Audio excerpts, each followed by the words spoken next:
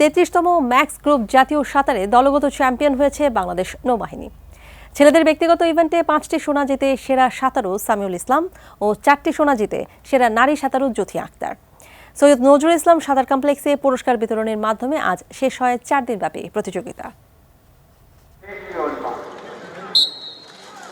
মঙ্গলবার প্রতিযোগিতার শেষ দিনে সাঁতারে 8টি আর ডাইভিংয়ে 2টি ইভেন্ট অনুষ্ঠিত হয়। এর মধ্যে 100 মিটার ব্যাক স্ট্রোকে সোনা জিতেন নৌবাহিনীর সামিউল ইসলাম রাফি।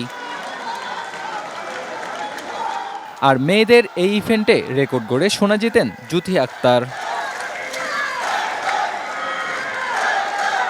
এছাড়া পুরুষ ও নারীদের 400 মিটার রিলেতে সোনা জিতেছে বাংলাদেশ নৌবাহিনী। মাঠের অলরাউন্ডার আমি, আর ঘরের allrounder Tylox. Tylox toilet cleaner, clean মানেই টাইলক্স। এবারের আসরে সাঁতারে নতুন জাতীয় রেকর্ড হয়েছে 10টি। শেষ দিনে কোনো রেকর্ড করতে না পারলেও আগের 3 দিনে 3টি রেকর্ড গড়ে মোট 5 সোনা ও 1টি ব্রোঞ্জ জিতে এবারের সেরা পুরুষ সাঁতারু সামিউল ইসলাম। আর 3 নতুন জাতীয় রেকর্ডে 4টি সোনা ও 1টি রূপা জিতে সেরা নারী সাঁতারু জ্যোতি আক্তার।